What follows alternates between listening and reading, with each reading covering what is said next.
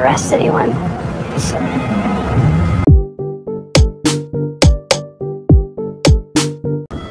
Setelah mendapatkan alamatnya, Hoods langsung pergi ke rumah si perampok yang ternyata sepasang suami istri yang sedang kesulitan. Hoods lalu menodong mereka dengan pistol dan meminta mereka untuk menyerahkan jam arlojinya serta gelang kucing milik Sammy. Namun mereka tak tahu tentang gelang kucing tersebut karena mereka tidak mengambilnya. Sampai akhirnya Hoods mendengar suara tangisan. Ternyata para perampok itu memiliki bayi yang sedang sakit. Hal ini pun membuat Hoods benar-benar merasa bersalah dan langsung pergi untuk menyesalinya. Saat Hoods naik bus menuju pulang, tiba-tiba sekelompok pria mabuk membawa mobil dengan ugal-ugalan sampai menenggor mobil bus tersebut.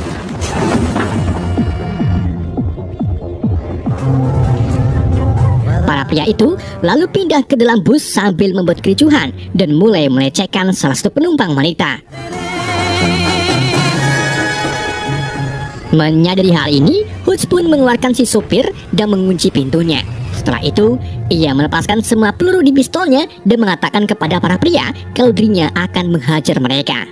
Dan tanpa pikir panjang, para pria itu pun langsung menyerang Hoods. Namun ternyata, Hoods ini memiliki fisik yang kuat dan mampu melukai para pria dengan barang-barang seadanya, termasuk pisau.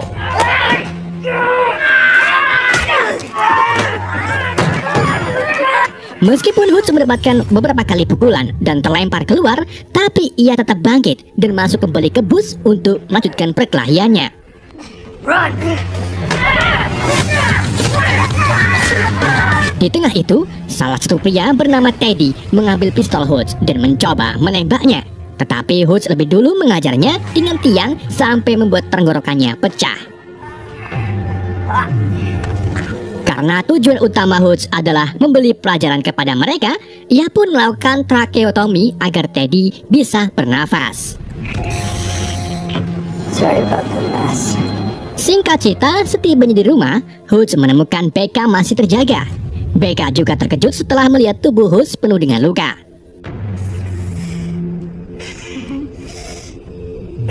Setelah membersihkan luka di tubuhnya, Hoods mengatakan kepada Becca bahwa mereka sudah lama tidak dekat dan berkimochi, dan hal itu pun membuat Hoods mengalami lonjakan emosional serta hampir menjadi dirinya yang dulu. Remember who we used to be?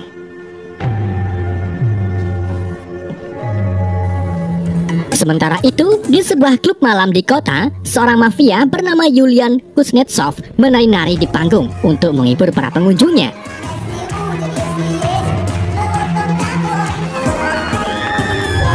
Ia lalu bertemu dengan beberapa rekan mafia lainnya yang berbicara mengenai keamanan kekayaan bersama para mafia yang disebut sebagai The Obsak.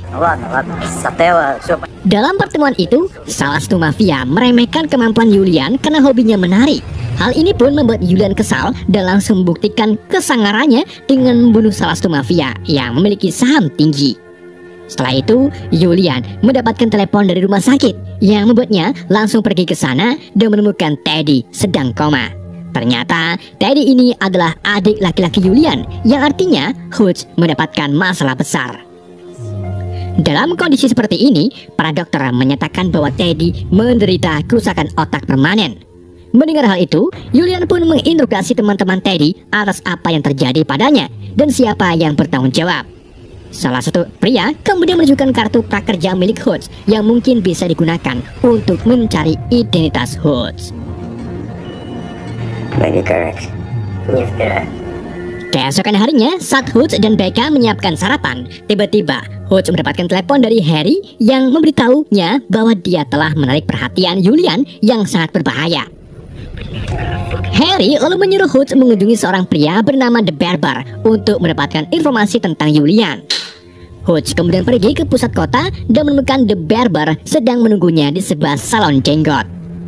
Dia memberitahu Hoods feel tentang Yulian yang menekankan betapa kejamnya Yulian dan menjelaskan The Obsak yang merupakan penyimpanan uang jutaan dolar milik para mafia.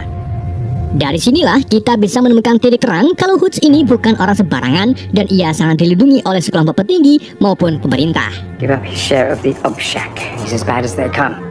Sementara itu, Yulian menyuruh anak buahnya menggali informasi apapun yang dia bisa tentang Hoods.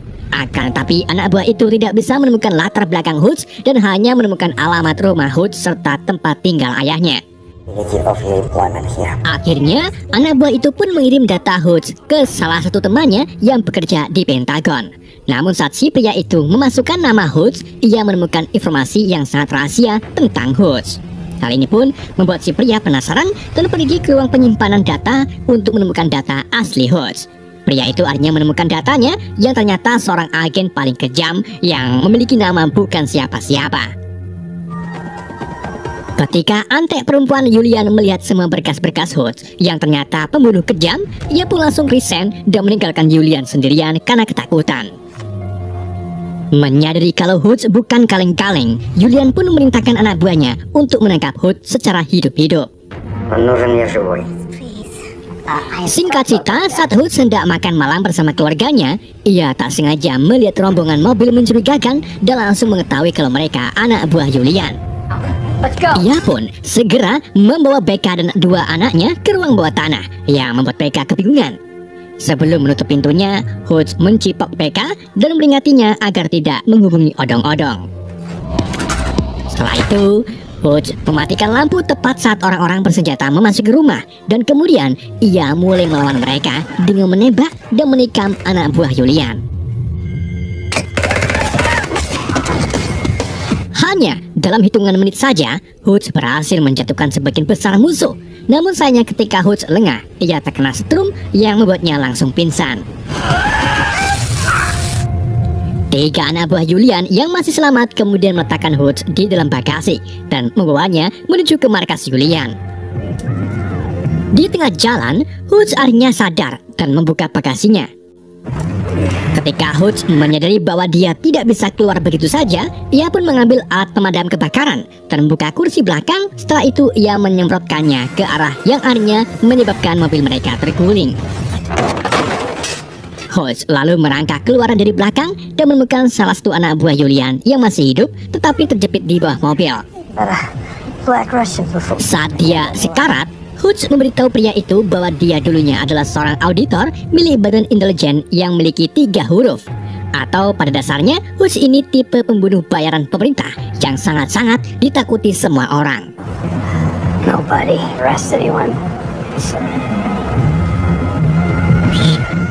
Saat Hoods berlari kembali ke rumah, dia menelpon David dan memperingatkannya untuk menjaga dirinya sendiri karena mungkin Julian sedang mengirim anak buahnya ke sana.